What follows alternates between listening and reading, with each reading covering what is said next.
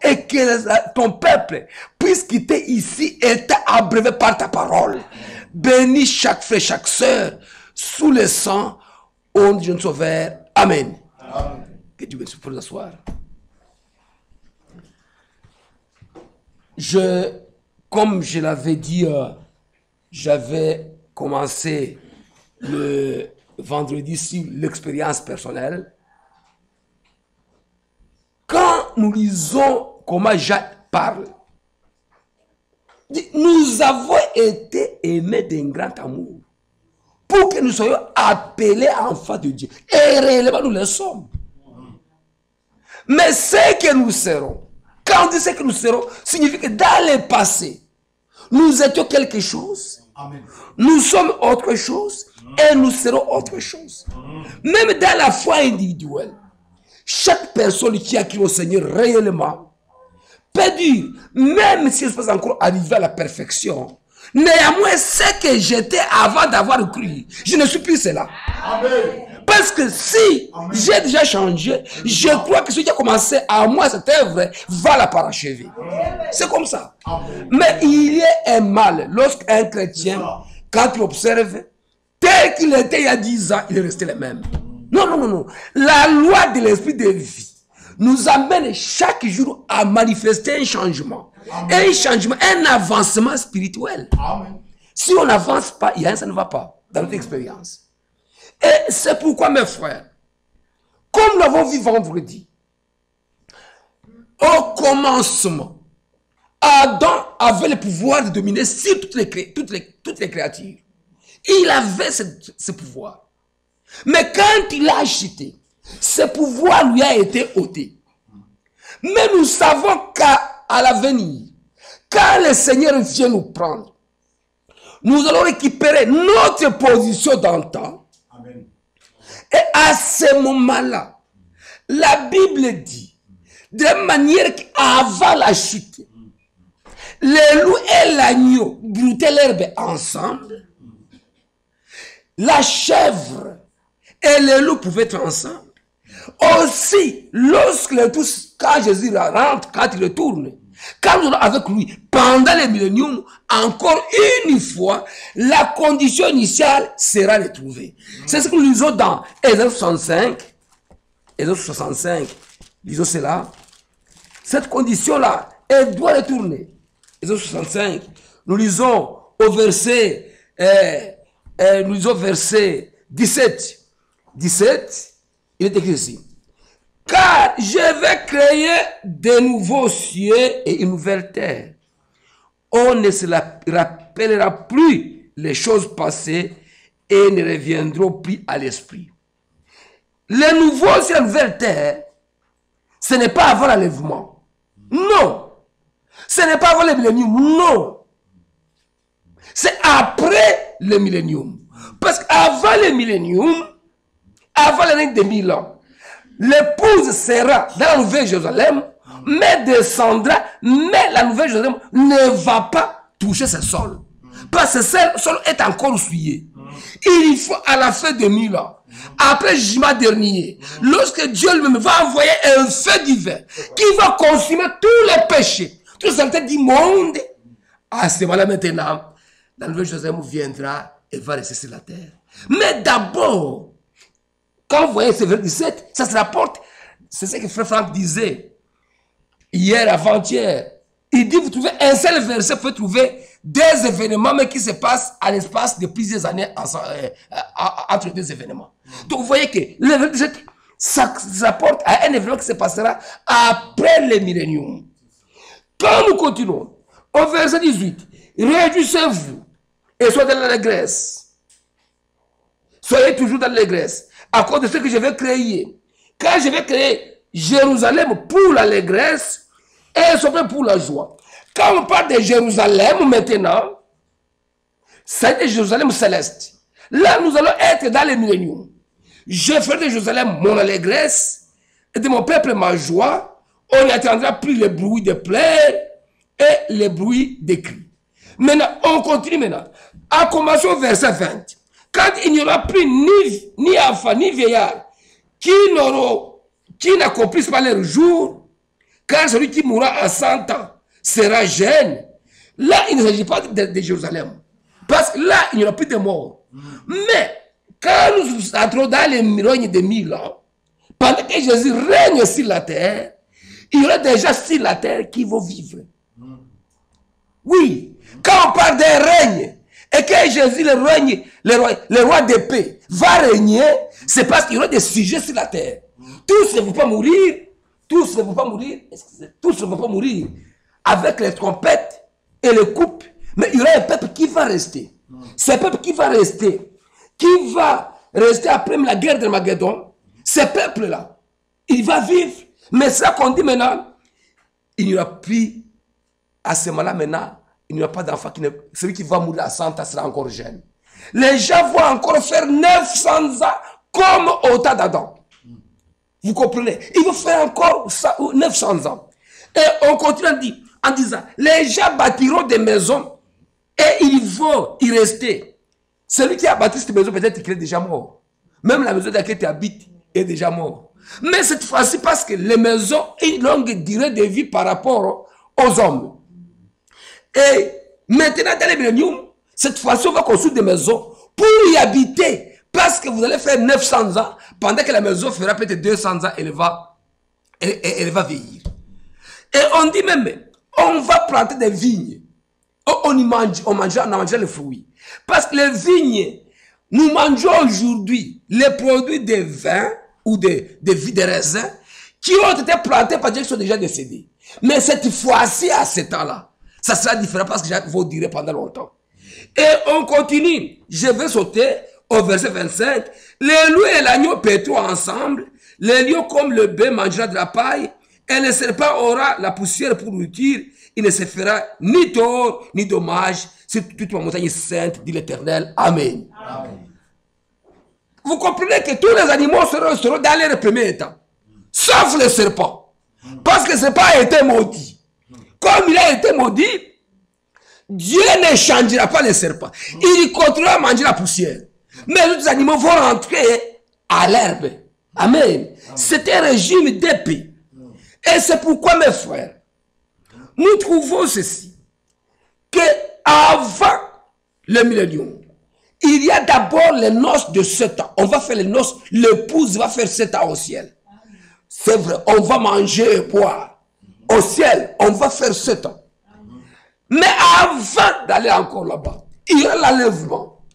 Mais avant l'enlèvement de l'épouse et l'enlèvement, c'est là qu'on parle de la rédemption de nos corps. Lorsqu'une personne est sauvée, c'est l'homme intérieur qui est sauvé. Mais ce corps n'est pas encore sauvé. Ce corps, s'il dort encore à sommeil, c'est parce qu'il a encore la mort dedans. Si on a des calvities, c'est parce qu'il y a la mort dedans. Les cheveux blancs, ça signifie, vous savez, on attend la mort, mais la mort s'installe calmement. Comme je disais, quand vous voyez qu'il y a des cheveux blancs, ça signifie que ces cellules sont déjà mortes. Quand vous voyez des rides, il y a des cellules qui sont déjà mortes. Quand vous voyez des personnes qui disent non, je ne mange pas du sucre, ça signifie qu'il y a quelque chose qui est déjà mort dans son organisme. Donc, ce qui a absorbé le sucre n'est plus vivant. Oh, le sel, non, mais il est bien le sel. Ah, ça signifie quelque chose ne va pas dans le corps. Donc, ce corps ici, il n'a pas encore atteint la rédemption. Nous attendons la rédemption. C'est là qu'il est écrit, dans 1 Corinthiens 15, qu'à un moment donné, frère, quand ce corps corruptible revêtira l'incorruptibilité, ce corps-là, nous avons un corps théophanique, un corps céleste dans le ciel. Ce corps-là, le jour de l'enlèvement, ce corps céleste va descendre. Frère, tous ceux qui sont morts en Christ, et ils vont ressusciter, et les corps, les anciens corps, et le corps céleste vont se croiser ensemble, ils vont faire ce qu'on appelle un corps glorifié. Amen. Amen. Et nous les vivants, notre corps céleste va venir, va engloutir ce corps de chair. Alors nous serons un corps glorifié. Et dans ce corps-là, on va manger, on va boire, plus de vieillesse, plus de larmes, plus de pleurs. Amen. Amen. Dieu, nous savons que ça ne va pas faire longtemps. bientôt, on va voir ces choses. Amen. Les choses dont nous parlons, ça paraît comme une illusion, mais bientôt, nous les verrons. Amen.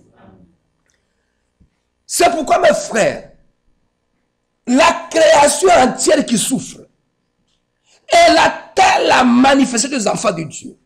Il faut que la gloire de Dieu soit manifestée à ses enfants. Il faut que nous soyons manifestés. C'est pourquoi même il est écrit. Vous savez, frère, quand nous nous prenons maintenant sur la route, nous sommes vus comme tout le monde. Comme les autres vont à l'église, nous sommes semblables. Mais Dieu a promis, dans Malachie chapitre 3, en disant qu'un jour, je montrerai encore la différence entre les vrais et les faux, entre les justes et les injustes, entre ceux qui me servent et ceux qui ne me servent pas. Amen. Amen. Il va nous manifester. Bientôt, frère, quand la pluie de la moisson va tomber, une double pluie, frère, je vous dis, nous allons briller. Même les dominations vont dire, ah, c'est moi ces gens, ils ont raison. Toutes les personnes de fausse doctrine vont dire, ah, c'est moi ces gens avaient raison. Mais ça sera trop tard pour eux. C'est aujourd'hui qu'il y a l'appel retentit. L'appel, on doit sortir toutes les interprétations, tous les mélanges. Si vous avez les mélanges, vous savez, chaque fois qu'on a une fausse doctrine, on ne peut pas avoir le baptême du Saint-Esprit. Les éléments du Saint-Esprit ne viennent que là où il y a la parole de vérité. Ce qui est écrit dans Éphésiens chapitre 1, verset 13. Ça, c'est connu de tout le monde. C'est pourquoi notre lutte. Et quand vous souvenez ce que Franck disait hier avant-hier, c'est le combat toujours à ôter tout ce qui peut être interprétation humaine. Et que Dieu nous fasse grâce. C'est le combat de tous les jours.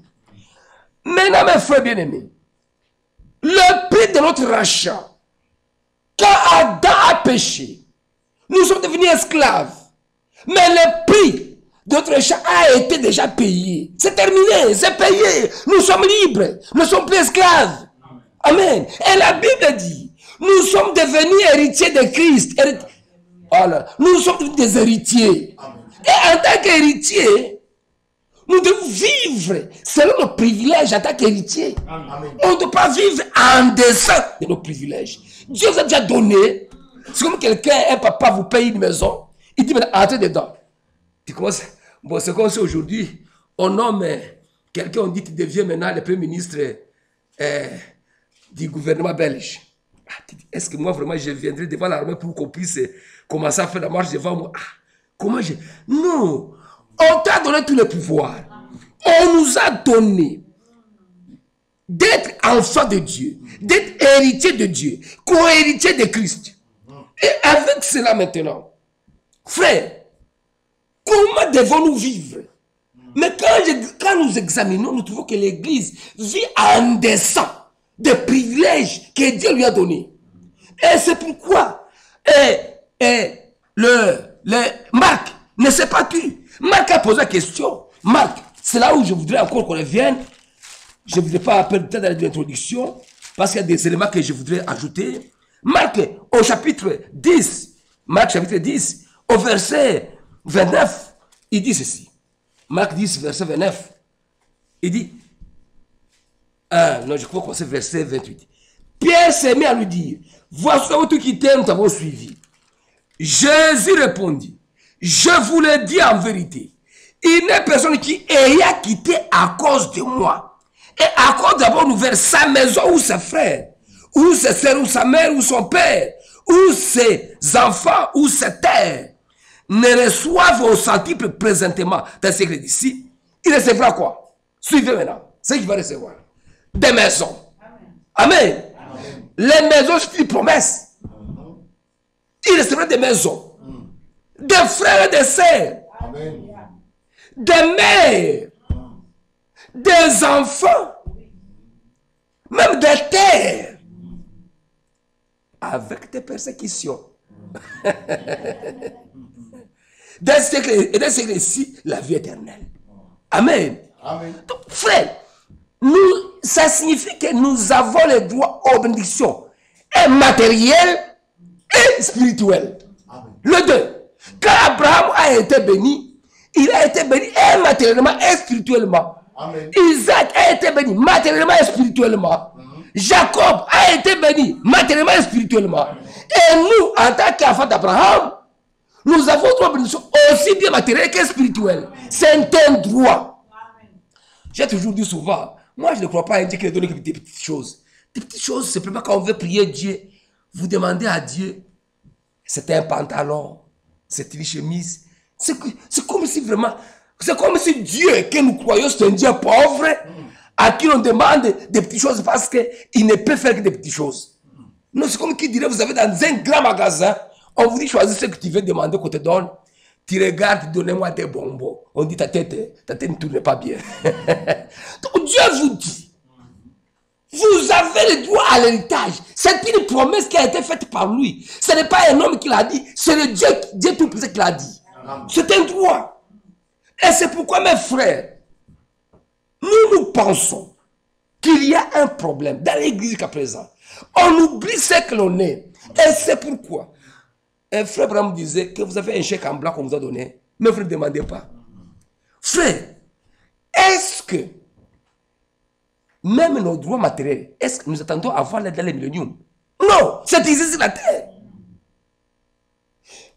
1 Corinthiens chapitre 12 parle des dons spirituels. On dit ceci. Ah, d'ailleurs, un verset que je voudrais dire.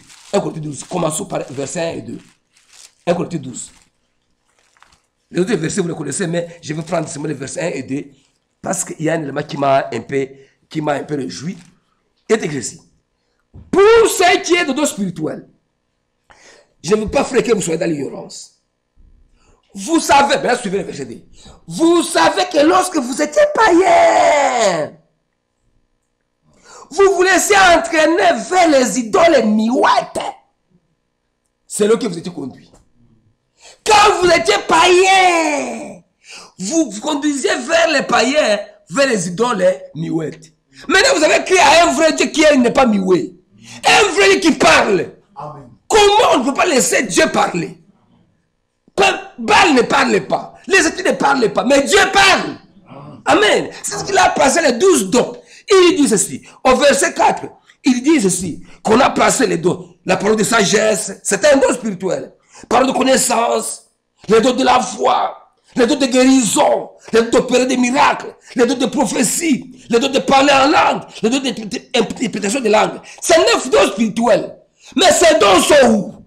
Nous disons que Jésus vient bientôt. Est-ce que ces dons, on va les avoir quand on sera au noces de l'agneau? C'est les noces. C'est aujourd'hui. Amen. C'est aujourd'hui. Et même dans 1 Corinthiens 14, au verset 1, il est écrit, recherchez la charité. 1 Corinthiens 14, verset 1. Recherchez la charité. Aspirez aussi aux dons spirituels, mais c'est surtout à celui de la prophétie. Donc, les dons doivent être une réalité. Nous ne devons pas rester comme si, ok, bon, comme je ne fais pas ça, je ne fais plus ça, donc je peux vivre en paix. Non, non, non, non, non, non, non. Nous devons réclamer nos propres droits. Et c'est pourquoi, si nous vivons en situation difficile, en situation d'être en dessous de nos privilèges, c'est parce que les 10 vierges étaient endormies. Les 10 vierges étaient endormies. Et les folles et les sages. Mais il y a un cri qui dit réveillez-vous. Parce que ce n'est pas possible, les gens dorment. Mais ce sont nos droits. C'est pourquoi je dors lui. Il a dit non, non, non, non, non, non. Non. Là, je lui dis, je dors. L'Éternel est avec toi. Il dit non, non, non, non, non. Dis la vérité. Non, non, non, non, non. La vérité, non, non. Si nous avons la vérité, pourquoi Dieu n'agit pas? C'est une préoccupation. Je dois contester. Il fallait quand même des preuves que Dieu quand même agisse. Je ne serai pas ingrat pour ne pas dire que Dieu n'agit pas au milieu de nous. Non, Dieu fait de grandes choses. Amen. Mais nous en voulons davantage. Il peut faire plus que ça. Il y a des gens qui sont guéris. Il y a beaucoup de réponses qui viennent, mais on peut avoir encore plus que ça. Amen. Même à l'époque de Jésus, il y avait des malades. Il y avait des gens qui continuaient à être enterrés. Mais nous voulons plus que ça. Élisée lui a dit non, non, non, non, non. Après tout, je détiens la parole. Il avait le manteau d'Élie. Le manteau d'Élie symbolisait la parole révélée. Il avait le manteau d'Élie. Il dit nous, avec ce manteau, Élie a frappé de l'eau du Jourdain. Et l'eau s'est séparée, s'est fendue en deux. Lui on s'est dit non, où est le Dieu d'Élie? Et nous devons oser. Nous devons oser. Vous devez oser, parce que vous êtes des affaires de Dieu. Vous devez dire non, nous devons demander à Dieu. Il faut qu'il nous réponde. C'est pourquoi David, lui, pouvait faire valoir ses expériences passées. J'ai tué, j'ai terrassé un ours. J'ai tué un lion. Et c'était circoncis ici de Goliath. Je veux le tuer. Parce qu'il avait déjà vu l'expérience passée. Mais s'il n'avait pas osé avant, comment pouvait-il parler ainsi? Et nous aussi, nous devons prendre des positions. Vous savez, mes frères, je voudrais arriver là où nous sommes arrêtés ces jours-là. Frères, nous manquons de la vie de prière. Vous savez, mes frères, en tout cas, je vous dis une chose. Si on vous donne un catcheur de te battre avec lui, tu diras, tu as peur. Tu as besoin de beaucoup de secours. On donne un karatéka de te battre avec lui, tu as beaucoup de secours. Mais si tu dis un enfant de le battre, tu vas le battre toi-même. Mais maintenant, je pose la question. Entre un démon de vol et le voyage, qu'est-ce qui est plus grave? C'est le démon de vol, n'est-ce pas?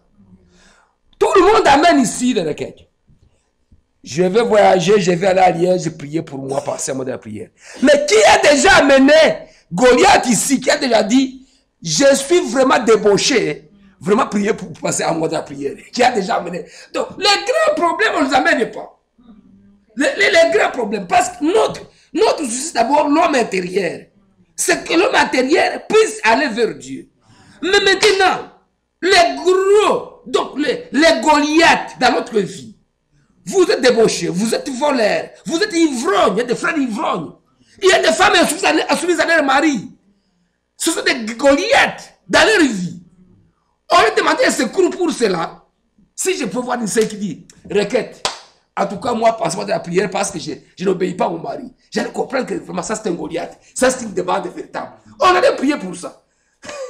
Mais on laisse les Goliaths pour amener des cadeaux, des insectes, des problèmes. Non. Amen. Bon, c'est pourquoi tout le monde n'amène pas. Je me souviens, avant chez les pentecôtistes, quand on voulait prier pour, dans le groupe de prière, on disait on va prier pour les malades, chasser les démons. Alors ceux qui sont intercesseurs, ils disaient commençons par mettre notre vie en ordre. Alors vous trouviez, ce sont les mamans souvent qui faisaient ça. Ils disaient, moi, vous priez pour moi. En tout cas, chaque jour, j'injure les enfants, je les tape chaque jour sur leur tête. En tout cas, pensez à moi dans la prière. L'autre m'a dit, moi aussi, c'est ça mon problème. L'autre dit, moi aussi. Mais personne ne dit, non, non, non, moi, je suis insoumise à mon mari. Personne ne dit, moi, je suis jalouse. Personne ne dit, moi, je suis ivrogne. Non, non, ça on cache. Vous demandez de la prière dans les choses inutiles pendant que les Goliaths de votre vie sont intacts. C'est pourquoi, mes frères, si vous voulez informer, que vous voulez aller à Liège, informer, dites en tout cas, je vous dis au revoir, vous n'allez pas me voir ce jour, je vais à Liège. On comprend que vous allez à Liège, mais pas l'aide de la prière. Si vous dites, oh, non, non, non, je vais à Lille, bon, vous écoutez, bon, je vous informe que je serai absent, je vais à Lille, depuis une visite familiale, ok, ça va. Mais l'assistance de la prière, c'est lorsqu'il y a vraiment un Goliath. Mais personne ne peut se mettre à nu pour dire, écoutez, moi je vole la dîme de Dieu, priez pour moi. C'est rare, hein? Personne ne peut se mettre à nu comme ça. Donc c'est pourquoi, mes frères bien-aimés, il y a certaines requêtes de prière qui sont des actes religieux. Des actes religieux. Donc chez nous, on demande ça. Alors, si tu veux informer, si tu dis, bon, dans les 2 mois qui suivent, je ne serai pas avec vous, je serai à Paris, On sait qu'à la sœur comme ça, que ce n'est pas là, on sait qu'elle est à Paris. Mais quand tu dis assistance de la prière, donc ta prière elle-même ne peut pas t'amener à Paris pendant que tu es ivrogne. Mais tu n'as pas demandé assistance. Non, non, non, non, ce sont des actes religieux. Nous nous habituons à des situations des actes religieux qui ne sont même pas la parole de Dieu. Non, ce n'est pas spirituel. C'est seulement un acte religieux. Un acte religieux. Est-ce que vous me saisissez bien?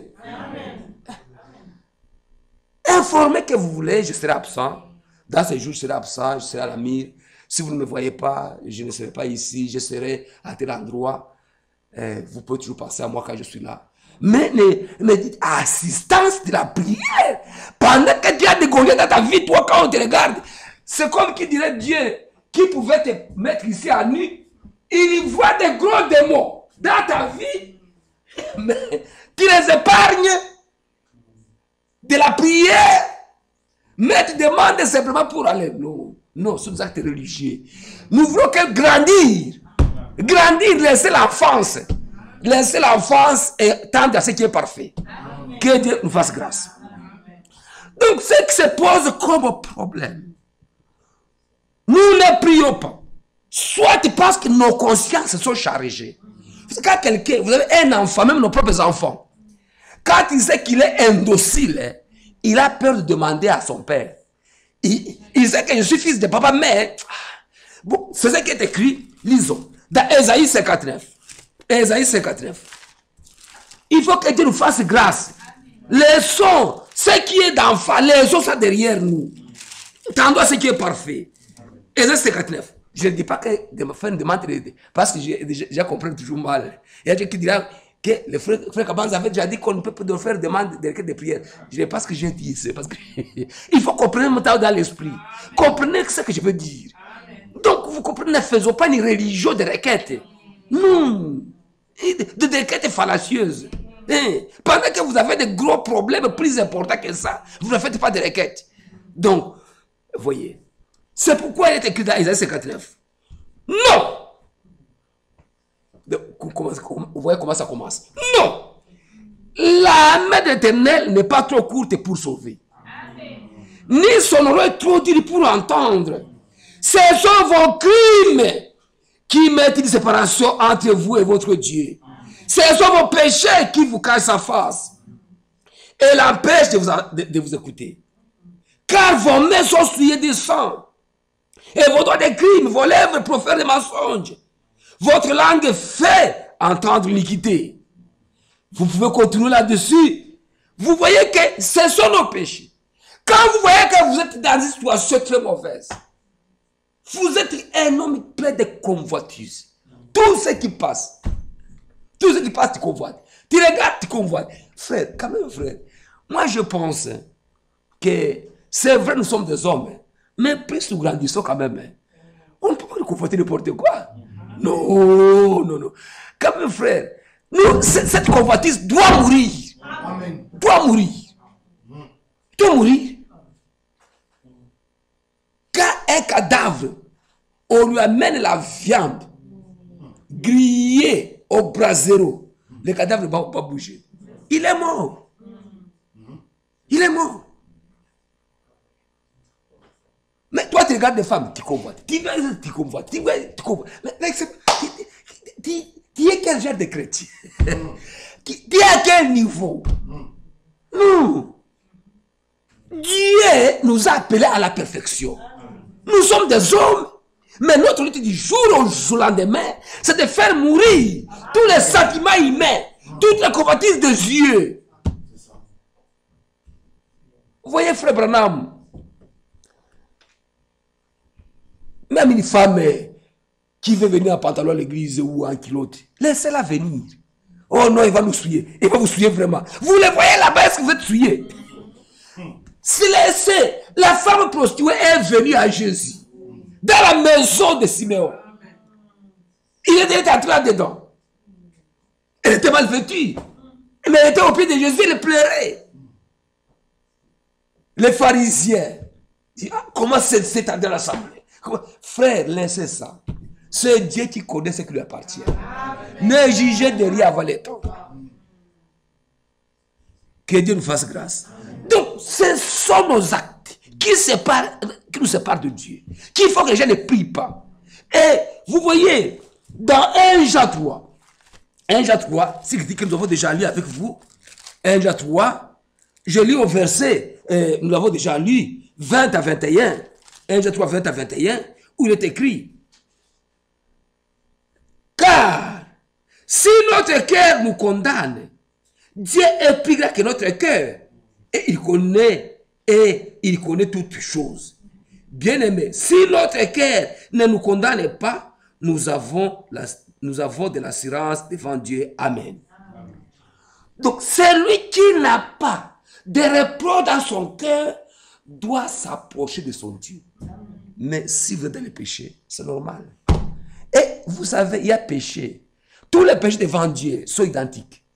Mais, dans la vie de l'homme, il y a des péchés lorsque vous les commettez.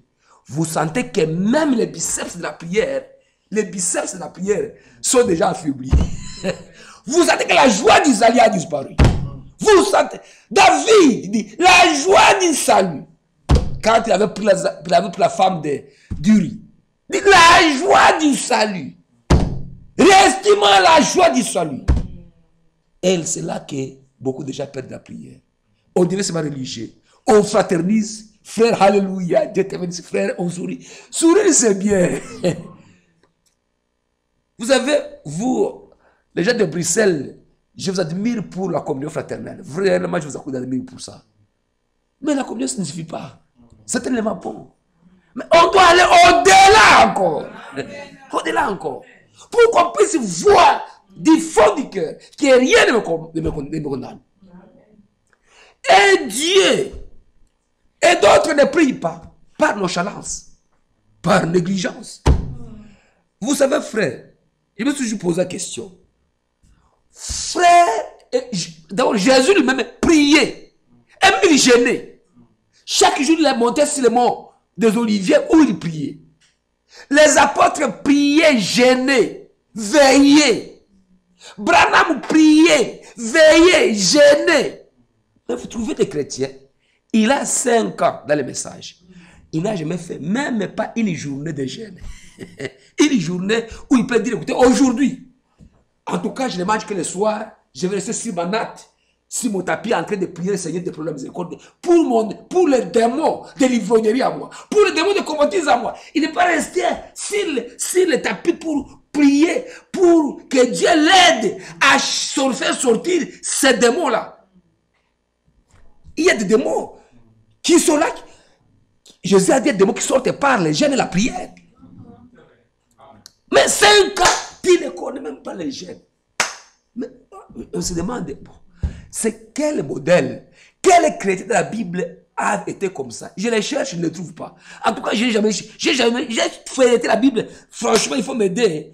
Trouver des chrétiens qui vivaient comme ça, sans prière, sans jeûne. Vous faites, frère, 5 ans. Je ne demande pas jeûne de 2 ou 3 jours. Non. Nous aussi, nous sommes des hommes de groupes de prière où ils disent qu'il faut des jeûnes d'une semaine. Ça, non. Ça, ce sont des démons. Il faut que je vous dise ça aussi. Frère Branham disait qu'un homme normal, il dit, moi-même, je n'ai jamais jeûné plus de 3 jours. Et je ne signifie pas nécessairement, n'ayez pas du tout 100%. Non. On peut jeûner après de l'eau. C'est un jeûne aussi. C'est un jeûne aussi.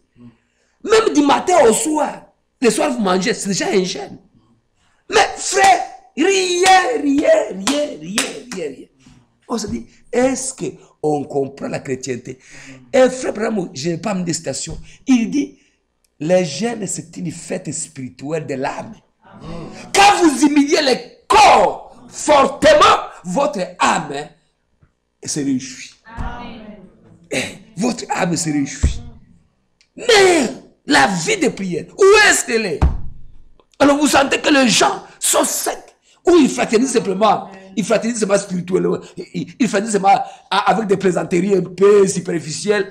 Mais l'homme intérieur, rapide, il est vraiment, il est léger. Il est léger.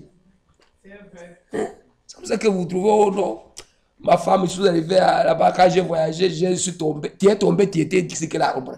Donc, vous comprenez? Donc, ce sont des choses. Parce que la personne n'est pas dans la présence de Dieu. Dans la présence de Dieu. L'homme ne tombe ou l'homme n'a le péché que lorsqu'il a négligé la vie de prière. Mais si vous êtes vraiment dans la vie de prière, non. Mais il y a des gens qui font 10 ans. 10 ans. Même jeûner, une journée n'a jamais fait. Frère. Dans les démons de ce siècle ici, les démons de ce siècle, en Europe, il y a des démons spéciaux pour l'Europe. Il y a des démons bien sûr pour l'Afrique, il y a des démons partout, mais il y a des démons spéciaux pour l'Europe. Mais de ces démons, comment vous allez vaincre? Frère me disait que si je ne gênais pas, comment vais-je lutter contre ce démon? Je vais ce démon comment? Il faut que Dieu nous fasse grâce. Amen. Parce que la prière change les circonstances. Amen. Et Jésus même a dit, frère, dans Luc chapitre 11, il parle de quoi? Luc chapitre 11, il parle d'un ami qui a vu des visiteurs qui sont venus la nuit. Et quand il a eu des visiteurs, il est allé chez son ami. Mon ami, prête-moi 3 pains, parce que j'ai reçu des visiteurs chez moi. L'ami dit non, la porte est fermée, nous dormons déjà. Il dit, les autres c'est là. Il y a un élément important. Un élément important. Luc 11. Luc 11. On doit prier pour que nous puissions saisir la bénédiction de Dieu. Dans Luc 11.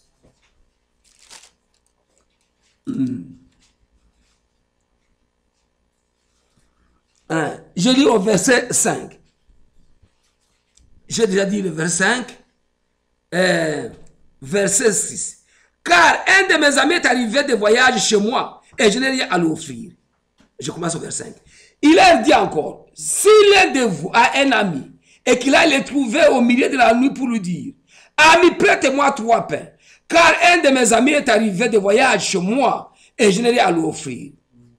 Et si de l'intérieur de sa maison, cet homme lui répond, ne m'importune pas, la porte est déjà fermée, mes enfants et moi sommes au lit, je ne puis me lever pour te donner des pains. Je vous le dis, même s'il ne se levait pas pour le lui donner, pas son ami, il se réveillerait à cause de son importunité. Amen. Et donner tout ce qu'il lui a besoin. Il dit non, donnez-moi. Il dit, je dors, je ne me réveille pas. Non, je ne quitte pas ici tant que tu ne me donnes pas. Le fait d'importuner cet ami-là, il dit, pour que tu ne puisses pas quand même couper mon sommeil, pas. Mais en fait, tu as déjà réussi. Il est parti. Et il a déjà donné. Et Jésus dit ceci. Et il dit, et moi, je vous dis, demandez et on vous donnera. Amen. Cherchez et vous trouverez. Frappez, on vous ouvrira. Car quiconque demande reçoit, celui qui cherche trouve et l'on ouvre à celui qui frappe. Amen. Quel est parmi vous le père qui donnera une pierre à son fils s'il demande du pain? Ou s'il demande un poisson, donnera-t-il un serpent ou au lieu d'un poisson? Oui, s'il demande un œuf, donnera-t-il un scorpion? Si donc méchant comme vous l'êtes, vous allez donner de bonnes choses à vos enfants. À combien plus forte raison le Père Céleste donnera-t-il le Saint-Esprit à ceux qui nous demandent? C'est pourquoi fait quand nous venons ici en prière, comme quand vous avez la prière de vendredi, le sujet principal, c'est notre sainteté, notre sanctification, avoir le petit Saint-Esprit. C'est ça le principal. Amen. C'est le principal. Parce que si nous avons cru, c'est pour ça. Amen. Et donnez-moi un autre exemple. C'est dans Luc 18. Il parle d'un juge unique, où une veuve était venue chaque fois. Il dit, rends-moi justice de la partie adverse. Les juges qui ne craignaient pas Dieu. C'est tout écrit que vous connaissez. Verset 4. Pendant longtemps, il refusa. Mais ensuite, il dit à lui-même, quoique je ne craigne point Dieu et que je ne garde pour personne, néanmoins parce que cette femme m'importune, Je lui ferai justice, hein, afin qu'elle ne vienne pas sans cesse me rompre la tête. Le Seigneur ajouta, attendez ce que dit le juge unique. Et Dieu ne fera-t-il pas justice à ses élus qui crient à lui jour et nuit? Éternel-t-il à leur égard? Je vous le dis, il leur fera promptement justice. Amen. Mais quand le Fils de l'homme viendra, trouvera-t-il la face sur la terre? Frère, c'est la vie de prière qui manque. La prière, c'est ça la main de la foi pour saisir les promesses de Dieu. C'est ça la main pour saisir les bénédictions de Dieu. C'est ça. Mais si on ne t'aide pas la main, papa te donne du pain, tu fais comme ça. Non, papa, mets dans la bouche. Dieu ne veut pas ça. Il veut que tu tendes la main. Amen. Amen. Vous voyez, frère, c'est pourquoi lorsqu'on prie, quand vous priez le Seigneur, vous devez remplir vos bouches des arguments. Vous savez les arguments? Remplez-vous des arguments. Seigneur, tu as promis ça. Tu as promis ça. Tu as promis ça. Seigneur, quand on s'agit des biens matériels, tu as un problème matériel. Seigneur, toi-même tu as dit qu'on te mette à l'épreuve avant de dire nos offrandes. Seigneur, depuis que je travaille, je t'ai donné ma dîme. Les offrandes, j'ai donné. J'ai fait même la contribution pour la construction. Ou pour l'achat. J'ai fait. Frère, quand Dieu voit les arguments, il écoute. Regardez, je vous donne un exemple. Parce que la prière véritable change les circonstances. Et change des choses. Imaginez-vous que Dieu, dans le livre de 2 Rois, chapitre 30, verset à 3, Ézéchias était roi. Le prophète vient lui dire. Ah non, lisons cela. Lisons cela. Ézéchias. Je disais 2 Rois 20. 2 Rois 20, verset à 3. Est-ce que c'est la chronique, excusez. 2 Rois, au chapitre 20, verset à 3. Voici. En ce temps, Ézéchias fut malade à la mort. Le prophète Ésaïe est venu avec le Seigneur. Vint auprès de lui et lui dit, ainsi dit le Seigneur, ainsi par l'Éternel, donne tes ordres à ta maison, car tu vas mourir et tu ne vivras plus. Ézéchias tourna son visage contre le mur et fit cette prière éternelle. Suivez maintenant sa prière. Suivez sa prière. Ô Éternel, souviens-toi que j'ai marché devant ta face avec fidélité et intégrité de cœur, et que j'ai fait ce qui est bien à tes yeux. Et Ézéchias répandit d'abondantes larmes. Ésaïe qui était sorti n'était pas encore dans la cour d'humilié lorsque la parole de l'Éternel lui fut adressée à ce terme. Retourne et dis à Ézéchias, chef de mon peuple, ainsi par l'Éternel, le Dieu de David, ton père, j'ai entendu ta prière, j'ai vu tes larmes, voici je te guérirai. Le 3e jour, tu monteras à la maison de l'Éternel. Et si le Seigneur sort, que tu vas mourir, frère, si la prière peut changer, ainsi dit le Seigneur, compris comment la prière est efficace. Mais il a dit, souviens-toi que j'ai marché avec intégrité du cœur. J'ai marché de manière digne. Seigneur. Ah, frère. Je me souviens dans les livres, je pense d'Exode ou de Nombre, là où les filles de Tselophad, il faut dire ça, Tselophad, ces filles-là réclamaient l'héritage de leur père. Et leur père n'avait pas eu de garçons. Les filles ont dit, Donnez-nous aussi une part de l'héritage. Notre Père ne s'est jamais mélangé aux divisions, aux révoltes.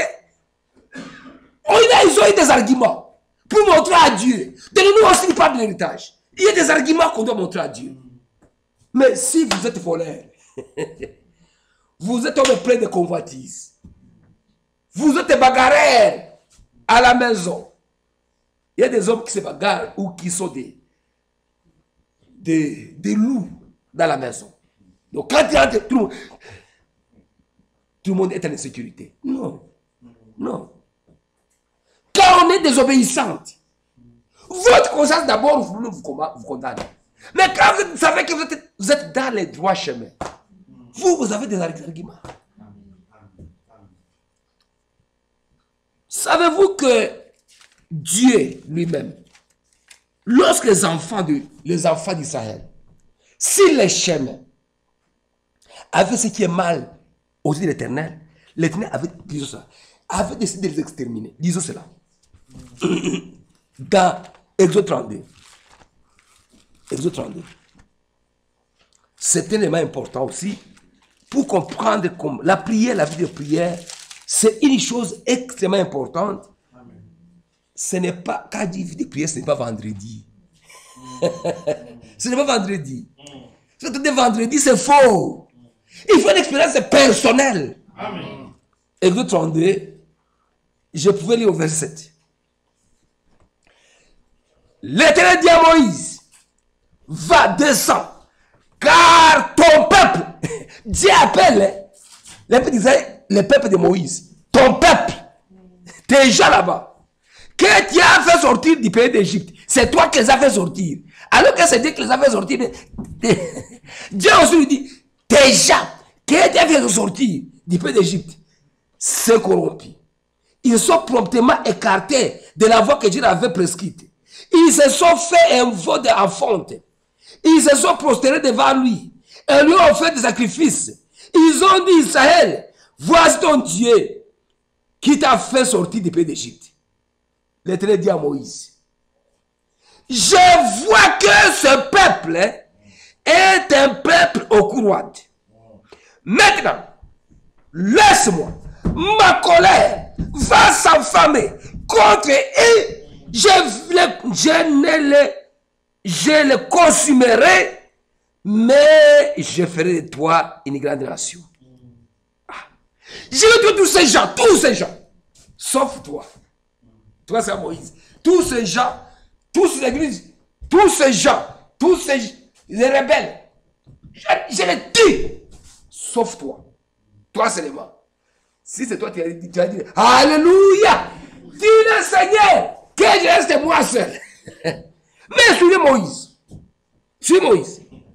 Nous sommes au verset.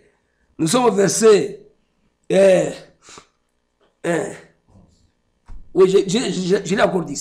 Maintenant, laisse-moi. Ma colère va s'enflammer contre eux. Je les consumerai. Mais je ferai de toi une grande nation. Moïse implora l'Éternel, son Dieu, et dit, pourquoi, ô Éternel, ta colère s'enflammerait-elle contre ton peuple que tu as fait sortir du pays d'Égypte? Dieu dit à Moïse, c'est ton peuple, toi Moïse. C'est ton peuple, toi Moïse. Ah. Et Moïse dit, non, c'est ton peuple, toi.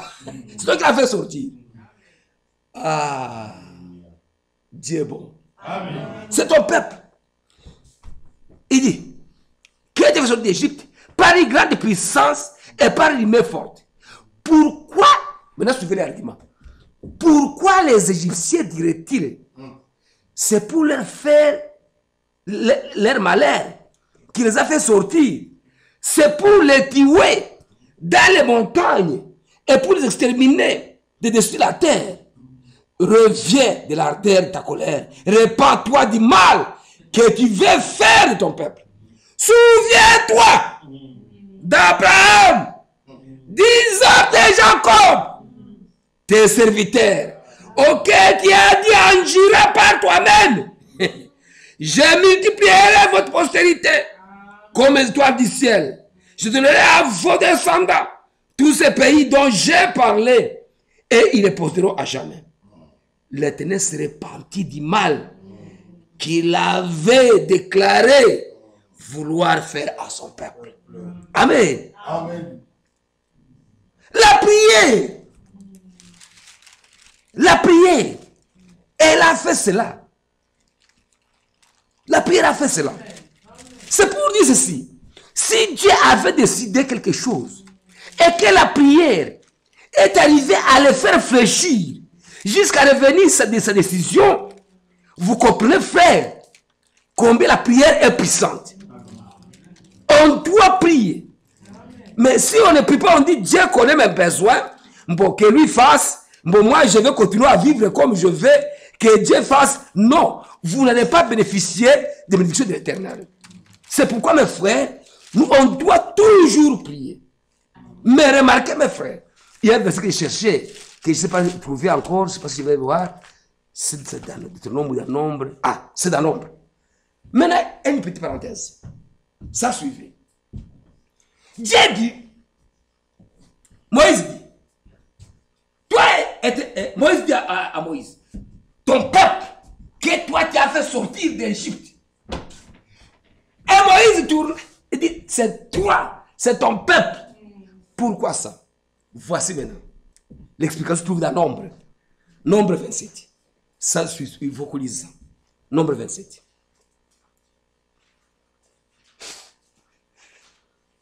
Nombre 27. Verset 15. Moïse parla à l'Éternel et dit,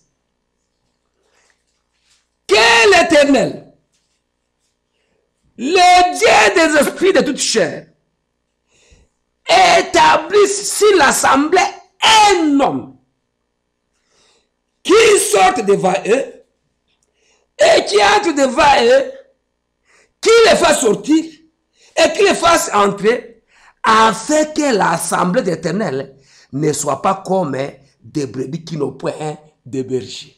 Est-ce que vous comprenez cela? L'Éternel dit, Moïse, j'ai besoin mon ami. Comme moi je ne veux pas arriver dans le pays, maintenant que l'Éternel établisse un homme qui sortirait avec le peuple, qui fera entrer avec le peuple, pour que le peuple, l'assemblée ne soit pas comme un peuple sans berger. Donc Dieu dans sa pensée, le peuple doit avoir un conducteur. C'est pourquoi Dieu dit, c'est ton peuple à toi. Et moi dit, c'est ton peuple à toi. Amen. Amen. Parce que Dieu établit toujours les anciens pour conduire l'assemblée locale. Il faut absolument pour conduire. Que Dieu nous fasse grâce. Amen. Donc il faut cela. Et Dieu nous amènera, bien que la situation de l'église de Bruxelles, peut-être que vous n'êtes pas encore là, mais ça fait partie de la volonté de Dieu. Amen. Maintenant, remarquez mes frères, à l'époque de Jonas, Ninive était un pays idolâtre, une ville idolâtre. Et Dieu a dit à Jonas, va dire que dans 3 jours, si vous ne vous repentez pas, 40 jours je pense, 40 jours, on va vous exterminer. Le roi a entendu. Quand il a entendu la fac de Dieu, il a dit, hey, nous tous, à commencer par moi, la royauté, même tous les peuples, même nos chèvres, même nos animaux domestiques, personne ne mange. Tous s'assemblent. Il dit, qui sait si l'Éternel ne va pas se repentir du mal qu'il a résolu de nous frapper. Et Dieu vit comment il s'humiliait, il se repentit. Il ne s'est pas frappé. C'est pourquoi, mes frères, la prière constitue réellement la voie nécessaire pour pouvoir changer les choses. Amen. Maintenant, mes frères, l'élément très important, c'est pourquoi, frère, quand nous devons prier, nous devons comprendre ceci. Quelqu'un disait, nous avons moins de choses à demander à Dieu qu'à remercier Dieu. Nous devrions beaucoup plus remercier Dieu. Nous demandons. Mais vous ne voyez pas d'où vous venez. Hein? Parce que vous voyez, le plus souvent, Vous savez les hommes comment ils se comportent. Quand vous dites à un frère, sœur, comment tu marches comme ça? Il dit, mais non, mais je ne suis pas comme tel. Donc, toi, je ne sais pas, X, comment tu te comportes comme ça? Non, lui, bon, est terrible, et est plus loin que moi. Donc, vous vous comparez toujours à la médiocrité que de se comparer à l'excellence. Donc, comme qui dirait qu'on demandait à un enfant, tu as eu combien de pourcents? Il dit, j'ai eu 58%. C'est trop peu. Il dit, non, papa, les autres ont eu 32. Mais tu te compares à la médiocrité, mais tu compares à l'excellence. Et dans la chrétienté, on devait se comparer à Jésus, pas au médiocre. Mais quand on veut demander les biens matériels, on ne voit pas que le Dieu qui vous a créé, vous tous, qui vous a appelé vous tous au salut, que l'autre est pauvre que vous. Vous dites, comment tel est à tel niveau, tel à tel niveau. Mais toi, tu ne vois pas d'où tu viens. Et ces autres ici, qui sont derrière vous, ne suivent pas des hommes comme toi. C'est pourquoi que Dieu nous fasse grâce. C'est que nous puissions avoir l'amour de du cœur. Et c'est pourquoi, dans la Bible, il est écrit, dans Matthieu chapitre 6. Matthieu chapitre 6. Matthieu chapitre 6. Au verset... Matthieu chapitre 6. Au verset 33, je pense. 6, 33. 1. Cherchez premièrement le royaume de Dieu. Et toutes ces choses vous seront données par-dessus. Frère, quand nous venons... Frère, je ne suis pas d'accord avec un frère qui vient gêner pour avoir une voiture. Tu n'as pas de tête. La voiture peut faire accident demain et l'enverser. Mais si on devait se consacrer au Seigneur, Seigneur, ôte à moi l'ivrognerie, ôte à moi la convoitise, ôte à moi la jalousie, ôte à moi l'envie. C'est ça. Ça vous doit. Oh, premièrement, le royaume de Dieu. Seigneur, il va pas. Donne-moi l'obéissance de ta parole. Même dans les moindres choses. Seigneur, circoncis ma langue, qui ne fait que le commérage. Je suis membre des femmes commères de Bruxelles. Je suis membre des femmes critiqueuses ou calomniatrices de Bruxelles. Comme je suis membre de cette série-là, Seigneur, donne-moi la force. Quand je vais rencontrer Janine, que je puisse lui dire, plus question. Amen. Ça, c'est la prière.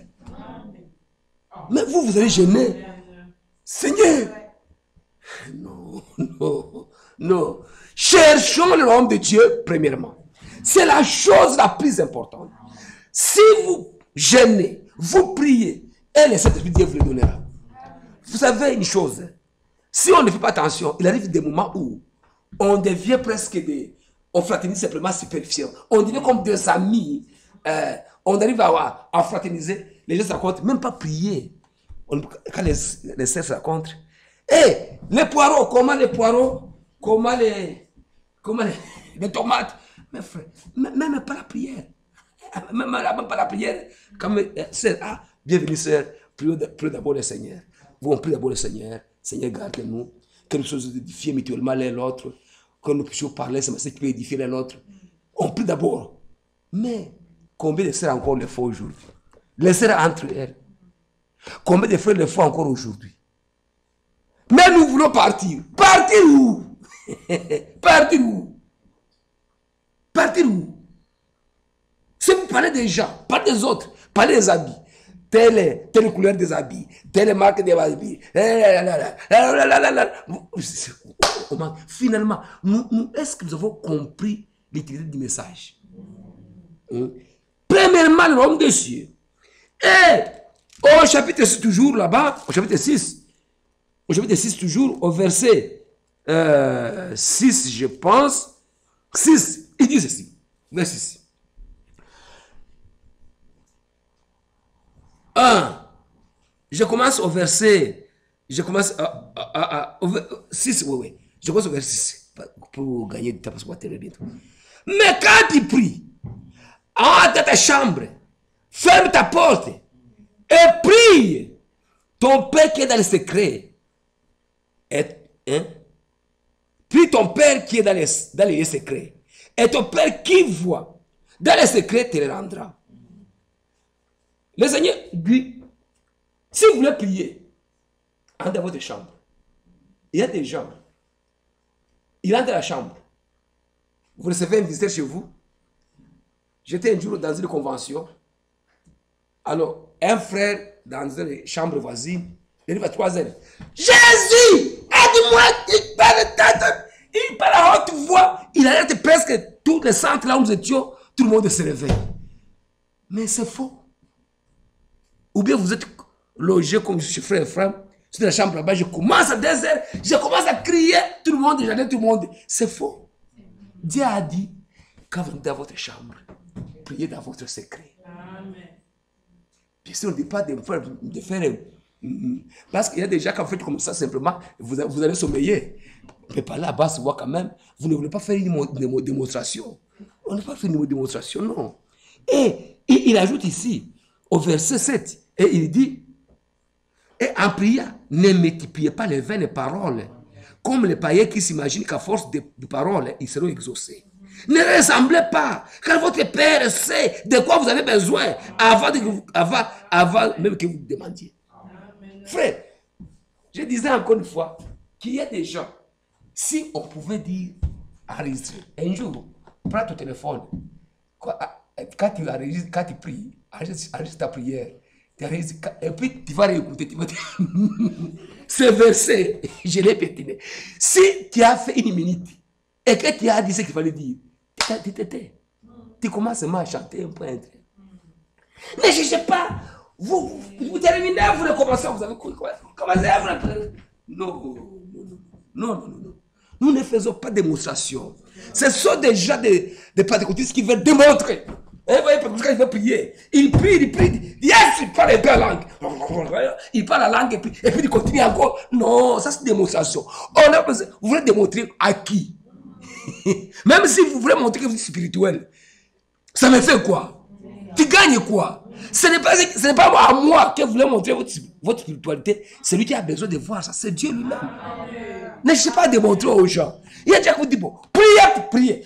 L'homme idéal qui prie pour nous. L'homme dit commence. Il commence par l'église, il vient, ceux qui ont voyagé, ceux qui sont à l'hôpital, il monte chez les rois, il va au gouvernement, il continue, il va chez sa mère, il va... Finalement, vous trouvez quelqu'un fait 1 heure. La prédication a fait 1 heure et celui qui prie fait 30 minutes. C'est faux! C'est faux, ce n'est pas ça. Dieu est Dieu d'ordre. Amen. C'est pourquoi, mes frères, comme nous sommes au combat, nous avons terminé par ceci. Sachez une chose. Lorsque l'Éternel va venir, la Bible dit clairement que nous recevrons une couronne. Quand on reçoit une couronne, ça signifie qu'on a souffert. On a travaillé. On ne veut pas recevoir. Il n'y a pas de vainqueur sans combat. Il y a un combat.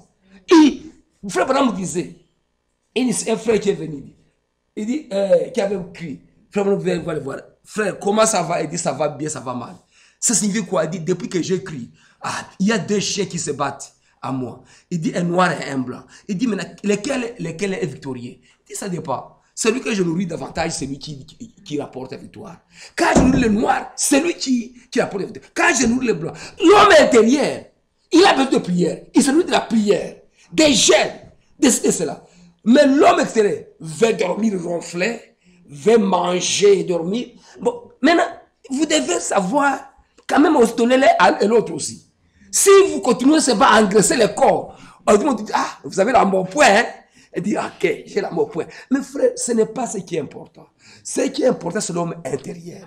C'est pourquoi, mes frères, vous savez une chose, frère Branham disait ceci. Avant que je dédie un verset, frère Branham disait ceci. Un jour, il racontait un cas des rois qui étaient allés en guerre. Ils étaient allés en guerre avec ses soldats. Alors, quand ils sont allés en guerre, les soldats, ils sont morts en grand nombre, mais ils ont rapporté la victoire. Alors, le roi, maintenant, il s'est mis sur son trône. il a dit que toutes les troupes vont défiler devant lui et il va donner une couronne, comme une couronne à un militaire. Alors les militaires maintenant se sont alignés. Et naturellement, les commandants en chef, le général, qui savait qu'il a conduit l'armée, il savait que c'était lui qui devait avoir quand même la couronne, quand même de la victoire. Alors, quand il a commencé à marcher, comme marcher avec beaucoup majestueusement, frère, la victoire remportée à la croix de Golgotha par Jésus-Christ, frère, ce n'est pas une victoire de justesse. Non, c'est une victoire majestueuse. Et c'est pourquoi cette victoire-là, elle doit être festoyer avec gloire, avec faste, avec sainteté. Et c'est pourquoi le général a commencé à marcher. Il marche devant le roi, et puis il est salé le roi. Le roi dit, ce n'est pas toi, passe. Ah, j'ai dit, comment ça? Moi, on me laisse. Alors, les autres généraux qui commandaient les opérations passaient, et puis tous passaient, et puis le roi dit, ce n'est pas toi, passe. Et puis le colonel, les officiers sont passés, et il y a des espoirs. On dit à ceux qu'il n'y a personne qui va prendre. Au milieu là, est venu un homme qui est venu, lui, qui était infirme, qui marche difficilement. Il marche difficilement. Lui, il arrive devant le roi, parce qu'il ne sait pas mettre la main comme ça. Lui, il a fait comme ça simplement, et puis il a voulu avancer.